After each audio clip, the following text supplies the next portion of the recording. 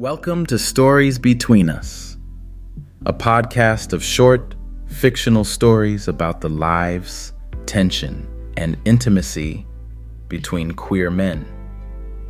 These episodes are for mature audiences and may include explicit themes.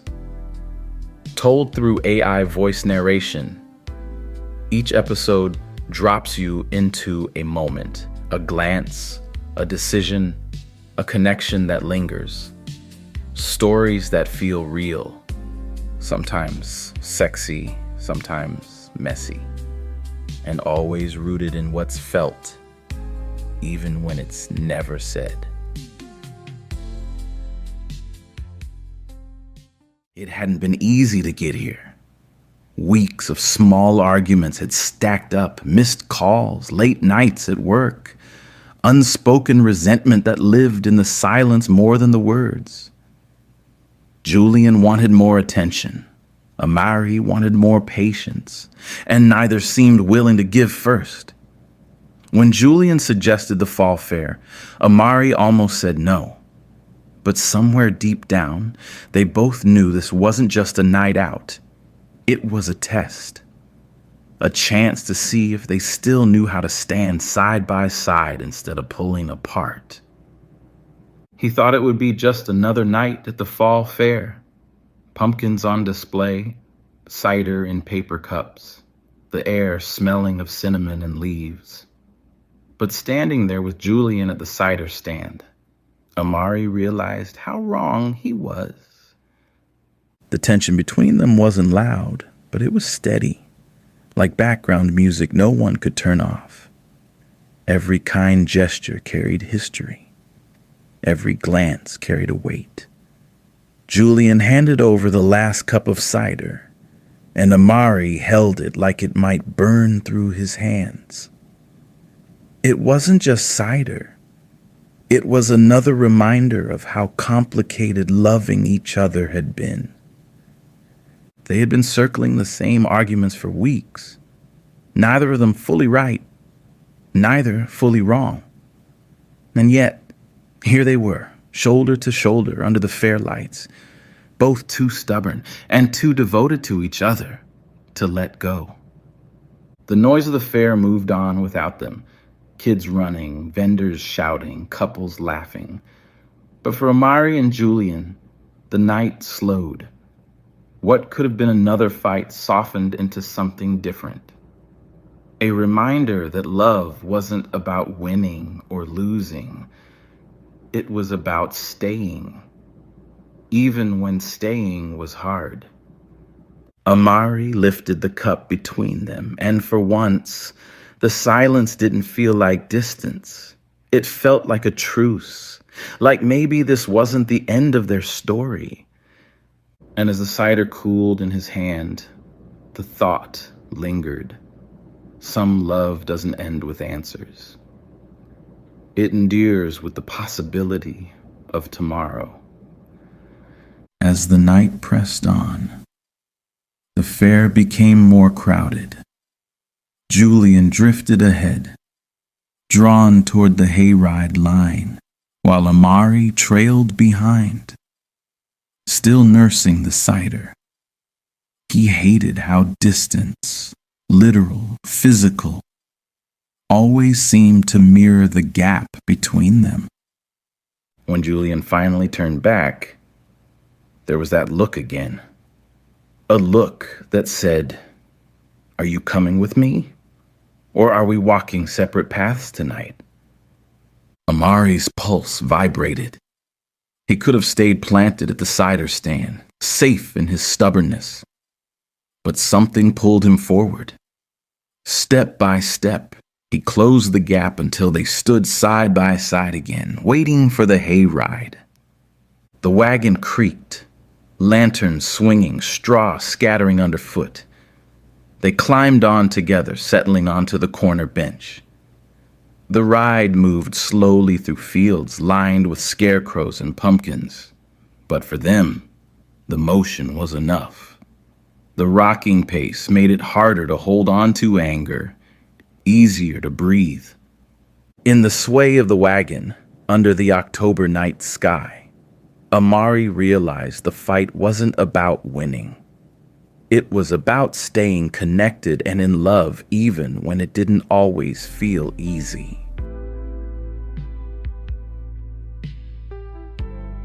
Thank you. The glass doors whispered shut behind them. Evening air still warm. City traffic humming outside. The kind of early night glow that made everything look richer.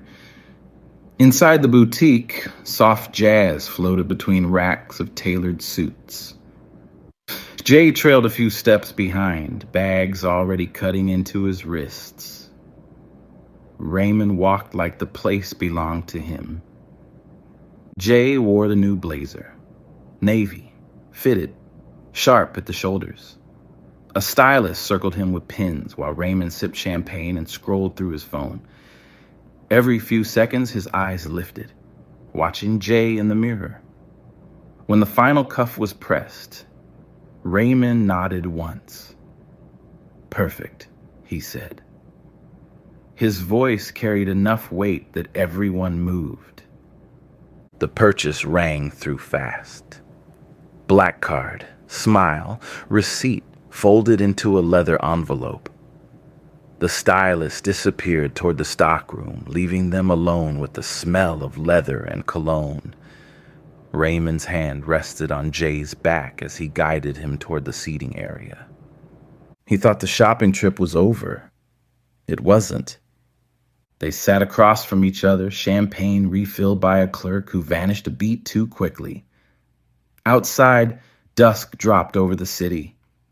Raymond loosened his cufflinks. "You're getting good at this," he said. Jay laughed softly, unsure what this meant. Raymond leaned forward. "I'm hosting something on Friday. A private dinner. Some of my old clients are in town." Jay nodded, polite, still smiling. Raymond's tone didn't change. "I want you there. Think of it as networking." Jay's grin faltered. He asked what he should wear. Raymond's eyes slid down his body. "You'll be fine," he said. "Just be yourself." The stylist returned with bags. Raymond stood, checking his watch. "Leave those," he told Jay. "They'll bring them out to the car for us." He guided him toward the mirrored wall near the exit. Their reflections faced each other. One calm, one tense. "Do you trust me?"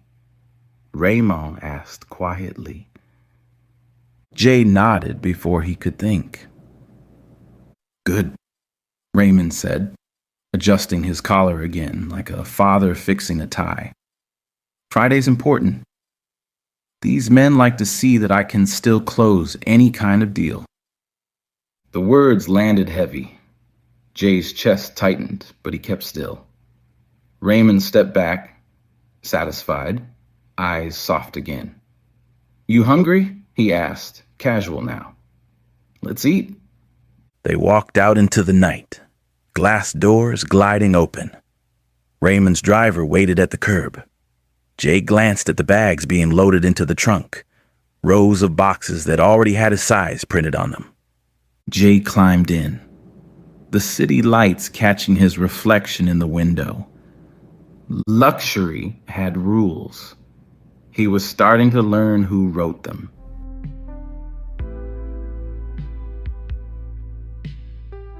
This is part 2 of The Price of Luxury. Last time, Jay stepped into a designer store and into a life that wasn't really his. The clothes, the champagne, the quiet praise, it all came with terms he didn't read. Tonight, those terms are due. The elevator opened straight into Raymond's penthouse. The room was all glass and jazz. Glitter spread beneath them like a promise. 4 men waited, glasses raised. The kind of men who wore confidence like a signature scent. Raymond smiled, hand resting at the small of Jay's back. Jay followed half a step behind, the suit crisp against his skin. The laughter in the room turned toward him. He thought he'd come for dinner, but he was part of the menu. The night moved smooth at first. Talk of mergers, sports, new money, and old secrets. Raymond poured drinks, told stories, introduced Jay like a brand he was proud of. The guests listened and looked, more at Jay than at the contracts on the table. As dessert arrived, the lights softened. The talk drifted from business to lifestyle. Who you know, who you trust, what you can afford. Raymond's tone lowered. Trust, he said, is everything. His hand rested on Jay's shoulder again, firm, claiming.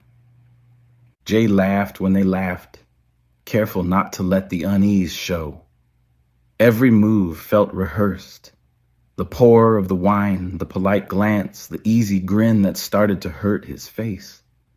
When Raymond leaned close and whispered something, Jay froze. Whatever he said wasn't loud enough for the others, but it changed the air. The guests quieted, eyes waiting. Jay straightened, took a slow breath, and did what he always did, performed for each man. Raymond watched as he wrapped his mouth around each man, a kiss on the lips and a kiss on the tip of what was inside each man's unzipped groin area. Whatever line had been left between business and pleasure disappeared. The men's faces told the story. Raymond's grin confirmed it. Jay had done what was asked, and the deal was his reward. Later, the room emptied. The city lights flickered across half-empty glasses and a forgotten cufflink. Jay gathered plates just to move his hands. Raymond came up behind him, voice low. You were perfect. Jay nodded, eyes on the skyline, not the reflection in the glass. Down below, cars moved like sparks, each one heading somewhere free. He told himself it was just business, but business was starting to feel a lot like belonging to someone. This is the third and final part of The Price of Luxury. A boutique, a dinner, and a deal turned personal. Jay learned that luxury is never free, that every favor hides a contract. Now he's crossing an ocean with Raymond and one of Raymond's oldest clients, a man who measures loyalty by what someone will do for him. The private jet hummed like a heartbeat under their feet. City lights shrank through the window until there was only darkness and sky. Raymond sat beside Jay, jacket off, cufflinks glinting.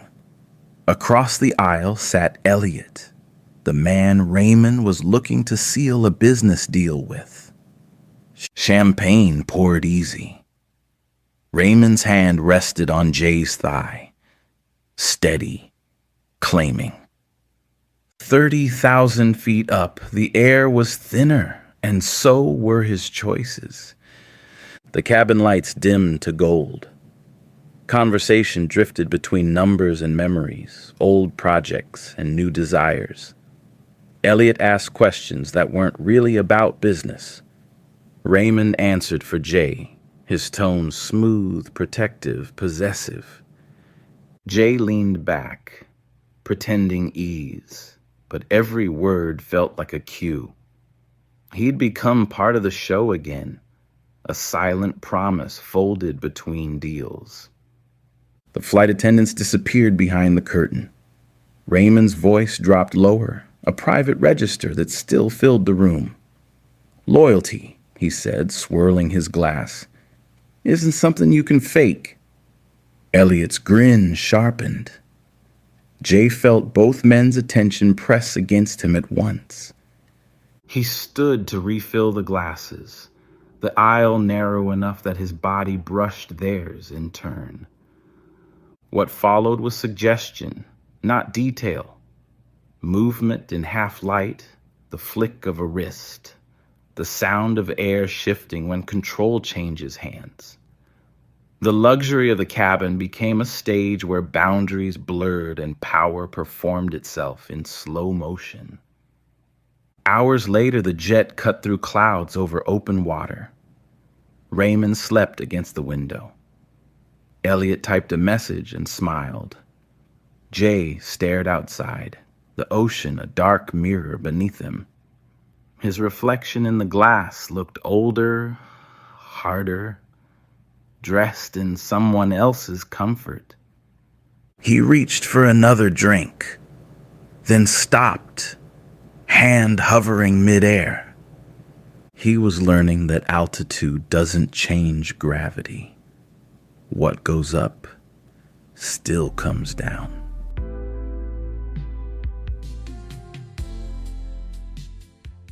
Everybody in the city knew about that strip of car washes on the east side. The neon buzzed all night. Half the letters burned out, but the stalls stayed busy.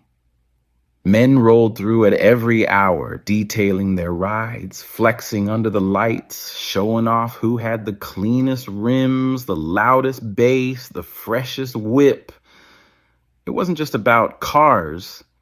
It was about being seen. And that's where we meet Derrick and Kendrick. Derrick was known for his midnight routine.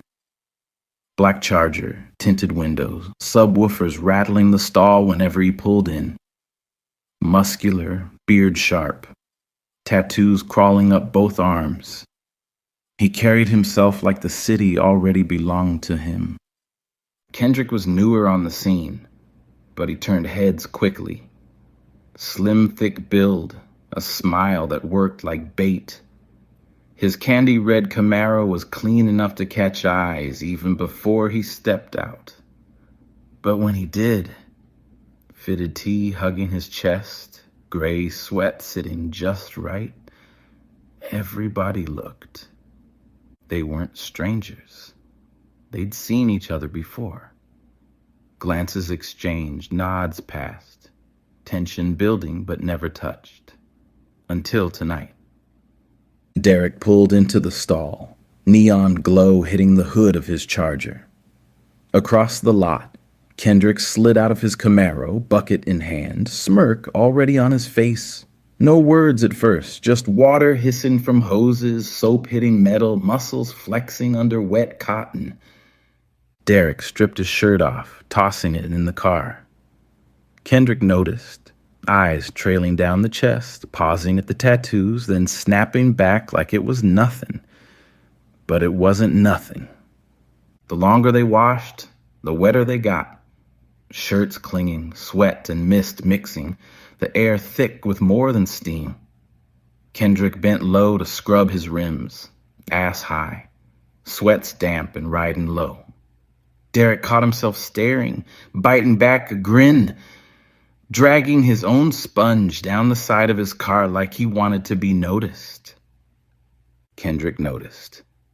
He straightened up, grabbed the hose, and aimed it across the stall. Water splashed over Derrick's chest, soaking him even more. Derrick laughed, the kind of sound that dared you to try him. He snatched the hose back, spraying Kendrick until they were both dripping, shirts plastered, pants sticking. It didn't stop there. Kendrick stepped close enough for water to bead between their bodies, his hand pressing against Derrick's chest, sliding down slowly.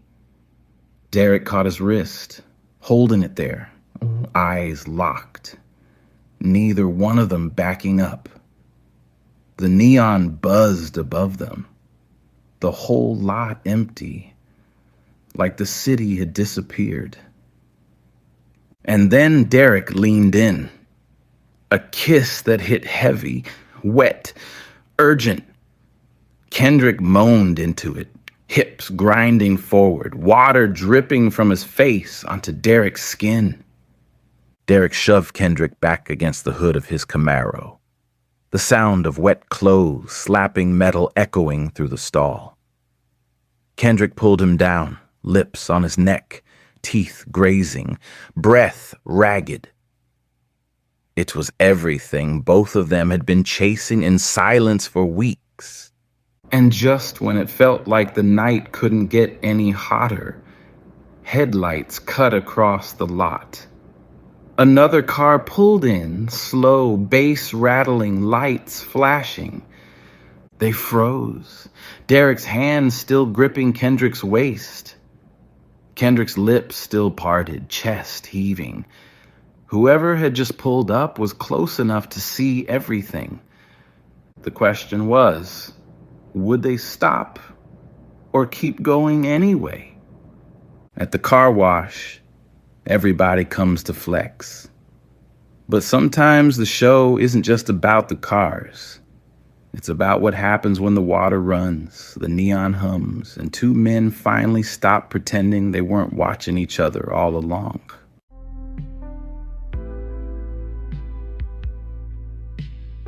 Thank you. They had been circling each other for years. Deshaun, always out, always sure of himself. Cameron, always careful, living straight but carrying a curiosity that showed in the way his eyes lingered too long, in the pauses that felt heavier than friendship. Everyone else saw brothers. Deshaun saw an opening, waiting to be taken. The heat that afternoon pressed on them like a dare. The pool shimmered under the sun, the speakers low, the air thick with chlorine and sweat. Cameron slid into the water, body cut and glistening, trunks clinging too close. Deshaun surfaced slowly, water spilling down his chest, every line of muscle catching the light. Cameron's stare gave him away, hungry and unguarded.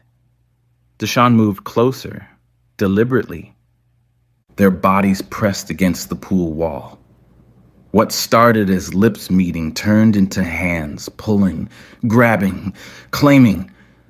Cameron's palms traced Deshaun's back, sliding lower, gripping his butt hard enough to make the water rock around them. Deshaun pressed in tighter, his own hand wrapping Cameron's waist, tugging him closer, grinding against him beneath the surface. The kiss turned wet and sloppy, tongues touching. Deshaun's fingers slipped beneath the waistband of Cameron's trunks, teasing just enough to make him gasp against the pressure. Cameron didn't stop him. He pushed harder, grinding back, grabbing handfuls like he'd been starving for it all along. It was years of hesitation collapsing into reckless want. The air smelled of chlorine and sweat, the water slapping against concrete as their bodies moved in rhythm, desperate and shameless. Cameron wasn't pretending anymore. Deshaun wasn't waiting. Cameron's grip tightened, nails digging into Deshaun's skin as their bodies grind together beneath the water. Deshaun's hand slid fully inside his trunks now, wrapping around hard flesh that pulsed against his palm. Cameron bucking into the touch with a low, guttural sound. Water slapped against the pool wall with every thrust. Deshaun stroking him slow at first, then faster, while Cameron's other hand roamed down, squeezing Deshaun's ass and pulling him tighter between his legs. The chlorine stung their eyes, their mouths crashed again, messy and wet, tongues tangling as Deshaun pumped him under the surface, the pool rocking with every frantic movement. Just as Cameron's breath hitched and his body started to tremble, the sound of the gate slammed harder this time. Not just a creak, but footsteps, fast and deliberate, cutting across the concrete. Deshaun froze, hands still wrapped tight under the water. Cameron's eyes shot wide, chest heaving, every muscle caught between release and panic. The shadow stretched across the pool deck, footsteps echoing closer, And in an instant, they tore apart under the water, slipping back into place like nothing had happened, hearts still pounding as if the heat itself could keep their secret.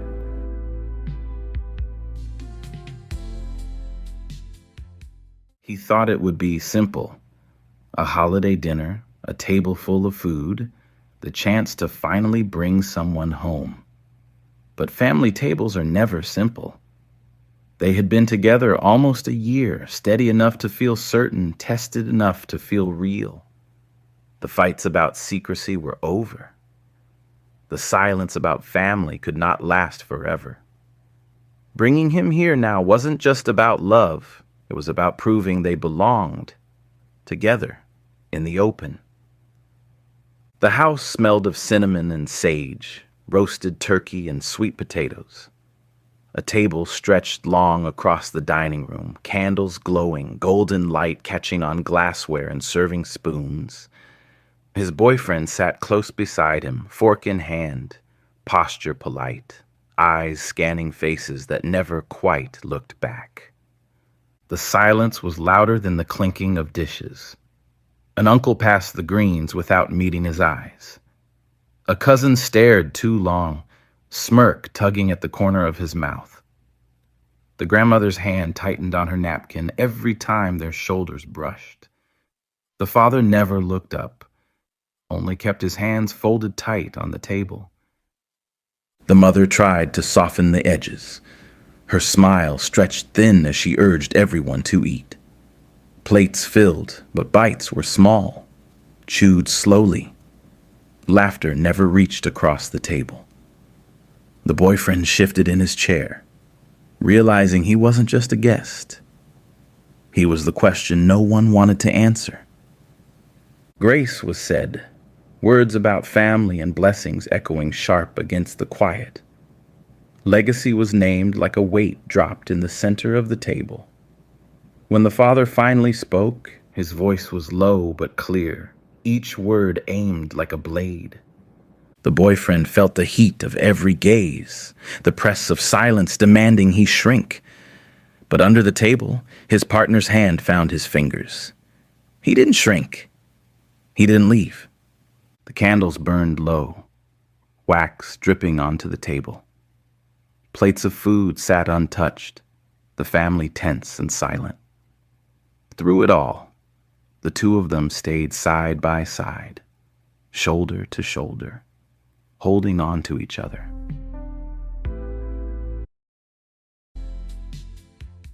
They had been together for 3 years and broken up for 3 months. The fights ended, but the lease didn't. A high-rise downtown condo, too expensive to give up, too binding to walk away from. They promised to cohabitate like strangers until the lease was done. But promises cracked under silence, jealousy, and the fact that neither man had really let go. Nights blurred into battles. The space between them turned into a minefield. The knock at the door was light, but the air inside the condo was already heavy. He walked in with someone new, a man too tall for the doorway, laughing too loud for the hour. The laughter faded quick when he saw the X still stretched across the couch. No shirt, no sign of leaving, just a stare that cut right through the room. The new man lingered by the door, sensing the silence was bigger than him. He muttered an excuse, then slipped out as quickly as he'd come. The door closed. The sound carried. Now it was just the two of them again. Just like it had been every night since the breakup neither could finish. The condo felt too small, all glass and concrete, nowhere to hide. One drifted to the bedroom, the other to the kitchen. Doors opened and shut, but no one left. The night stretched long. Eventually, steam started rolling under the bathroom door. The ex who never left had drawn a bath. And somehow, without speaking, the other one joined. Both slid into the tub from opposite ends. Knees brushed in the middle.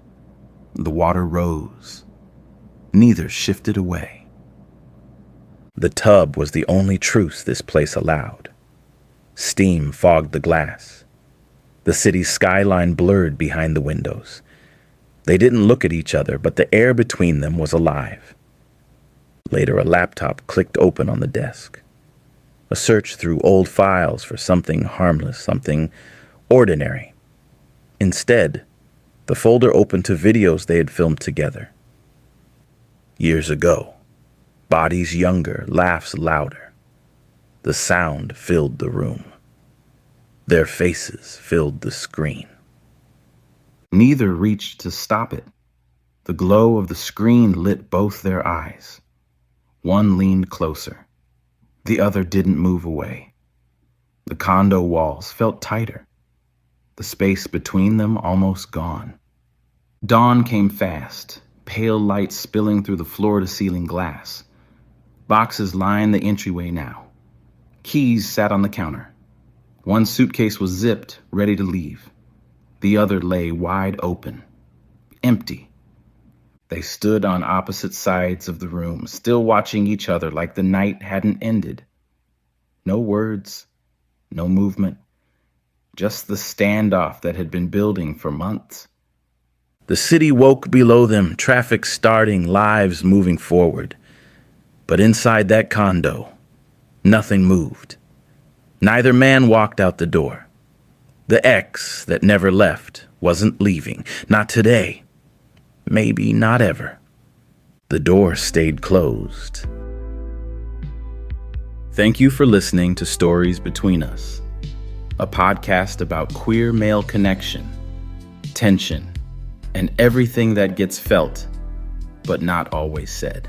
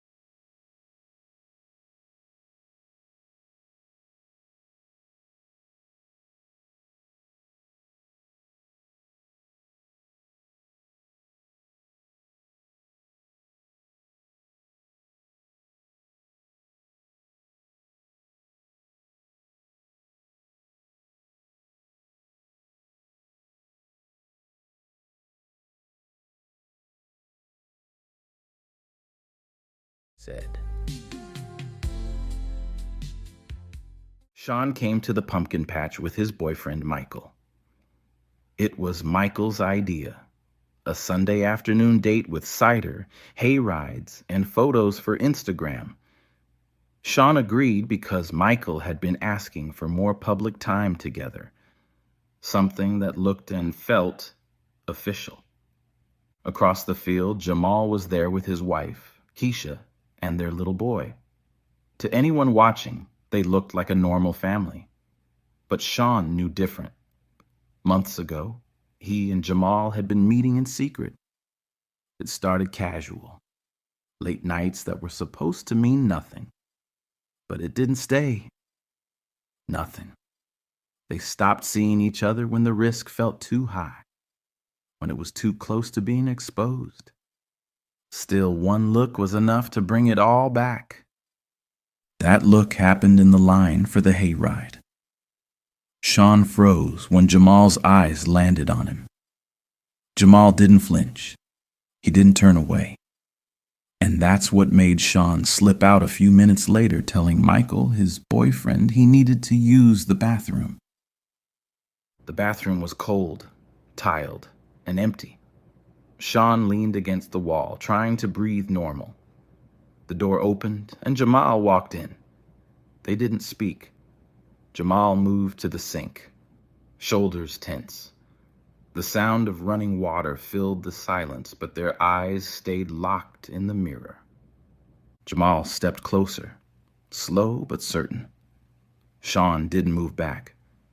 The space between them closed until Sean could feel his body heat, smell the mix of cologne and cider on his skin. Jamal's hand brushed his, not by accident. Sean's chest rose sharp, and then Jamal turned toward him fully. The kiss was fast, rough, like they both knew they had seconds before it ended. Jamal grabbed the back of Sean's neck and pulled him in tighter. Sean pressed his palm against Jamal's chest, not to stop him, but to feel the weight of him again. The door handle turned, and they broke apart instantly. A man walked in with his son, the little boy dragging a pumpkin balloon. Sean and Jamal moved quickly, acting like strangers, washing their hands as if that's all they came for. In the mirror, their eyes met once more. No words, just the truth of what happened, heavy between them. Sean walked out first, the cool autumn air hitting his face. Michael was waiting with 2 cups of cider. Jamal's wife was nearby, snapping photos of their kid. Both men stepped back into their roles, but what happened in the restroom stayed with them, impossible to ignore. Never said. They'd been together for 6 years, owned a home, shared a bank account, knew each other's passwords. They weren't perfect. Things had been off lately, but nothing that couldn't be fixed. So when he left work early to surprise his husband with lunch, he didn't expect the front door to be unlocked. He didn't expect to find someone else in their bed. And he didn't expect his husband to look up and not even say a word. They'd met the way most people meet now. Apps, flirting, texts that turned into nights that turned into years. They'd built something solid, paid bills on time, spent holidays with each other's families, started talking about maybe doing surrogacy in a year or two. But lately, things felt different. His husband stayed on his phone longer, kept turning over in bed when he used to reach for him, started going to the gym alone, said he was tired more, less interested, still loving, but distracted. So when his work meeting got canceled, he took it as a sign. He grabbed lunch from the spot they liked, picked up his husband's favorite drink. Thought about texting first, but wanted it to be a real surprise. Something soft, something to bring them back. The house was quiet when he stepped in.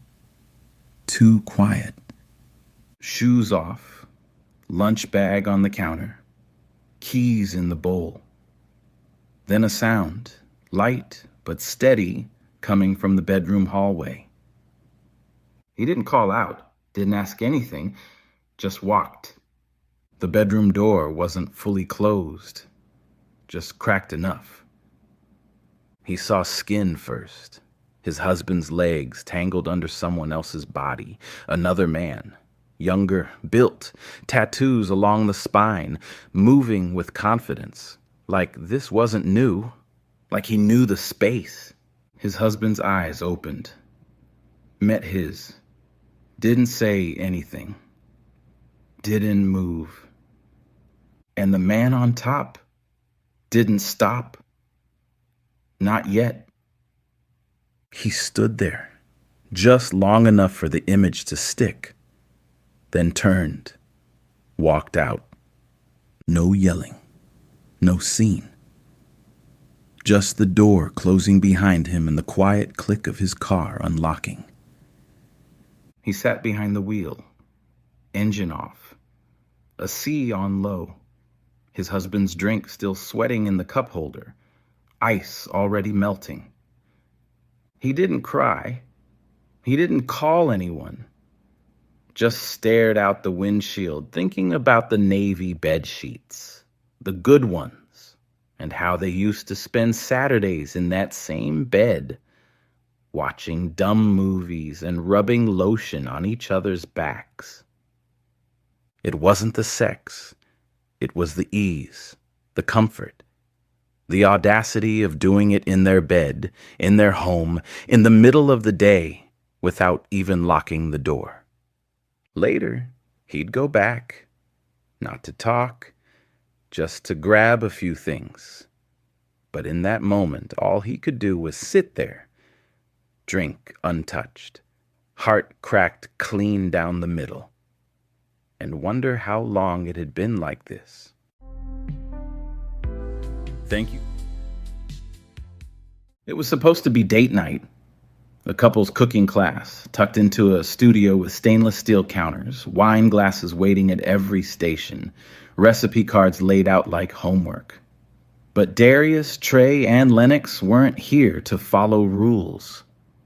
The three of them had never fit into the neat categories people expected, and that was the point. What started as Trey and Lennox trading late-night jokes and group chats turned into drinks, then sleepovers. Then Darius waking up one morning realizing he wasn't losing Trey. He was gaining Lennox. It wasn't planned. It wasn't traditional. But it worked. Their chemistry was undeniable, messy at times, but magnetic enough to keep pulling them back together. At dinner tables and in bed, they moved like pieces of the same puzzle, not always perfect, but impossible to separate. Darius knew his way around the kitchen already. Trey just wanted to drink wine. And Lennox, he lived for the performance, leaning on the counter like he was flirting with everyone in the room, but really only focused on the two men beside him. From the start, their energy filled the space. They laughed louder than the other couples, whispered things meant only for each other, and made the instructor pause more than once just to watch. The first dish was pasta. Darius stirred at the stove, Lennox slipping behind him, wrapping his arms at his waist like the class wasn't even there. Trey smirked over his glass of wine, tossing in comments sharp enough to make Darius roll his eyes, and Lennox laughed loud enough for the whole room to turn. What was supposed to be a demonstration looked more like foreplay, shoulders brushing, hips pressed close, the three of them circling each other with easy rhythm. By the second course, the flirtation was impossible to miss. Lennox let the instructor guide his grip on the pan, but winked back at Trey while Darius watched, amused. When Trey leaned in to taste the sauce straight off the spoon, he didn't care who saw him licking slow. Darius pulled him closer by the belt loop, Lennox teasing them both, whispering something that left Trey shaking his head with a grin. By dessert, the class had given up on pretending this throuple was like anyone else.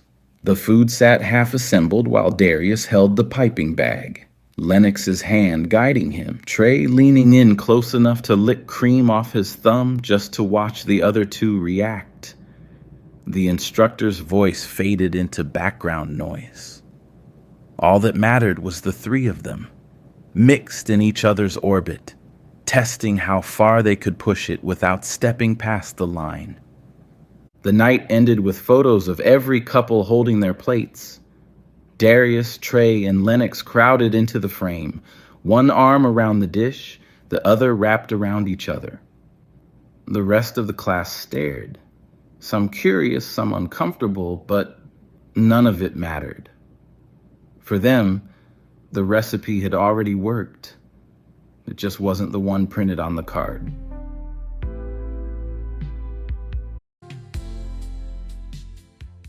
The fire had burned low. Bodies leaned close. Shadows stretched long against the cabin walls. Someone's shirt was half off. It wasn't clear who moved first, only that no one stopped it. Heat built in the quiet, louder than the music, louder than the storm outside. For a moment, the mountain didn't matter. Hours earlier, the cabin had only smelled like wood smoke and rum. Outside, snow swallowed sound, making it feel like the world had shrunk down to just them. 6 men, 1 weekend, rented snow gear, and enough liquor for a good time. Khalil, the planner, was the first one through the cabin door, running inventory like the weekend depended on it. Amari filmed everything, narrating the group for an audience that didn't exist. Corey unpacked the weed with the pride of a man carrying the most important luggage. Teddy lined up bottles across the counter like a bartender setting stage. Deontay stretched in his ski suit, letting the fabric cling in ways that drew stares before they even left the driveway. And Andre, the quiet one, claimed the chair by the fire, smiling like he loved chaos most when it didn't belong to him. Day 1 on the slopes was a mess. Amari didn't make it to the lift before he fell. Corey bragged about snowboarding in high school, then face-planted so hard a kid asked if he was okay. Khalil tried to coach, yelling advice no one followed. Deontay turned every stumble into a performance, flexing for strangers who didn't know what to make of 6 black men carving lines into white snow. They laughed so hard the cold barely touched them. By night, aches turned to buzz. Pasta bubbled in one pot, joints glowed between fingers, whiskey poured without pause. Music rattled the wood-paneled walls. They played games they never finished, dared each other into confessions better left unsaid. Heat crept in, not just from the fire. It was in the glances held too long, the hands brushing and not pulling back, the silence after laughter when no one wanted to name what was happening.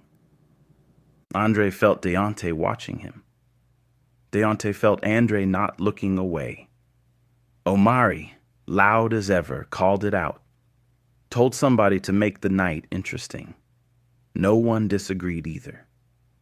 The shift was small but irreversible. A whisper against skin, a couch shifting under weight, firelight hitting bare shoulders. Teddy leaned on the counter like he was waiting for an invitation. Corey stretched across the rug, letting the room decide what came next. Khalil tried to steady the vibe with another round of shots. The slope they were sliding down had nothing to do with snow. By the time the fire burned out, the cabin was humid with more than heat. Some had moved closer.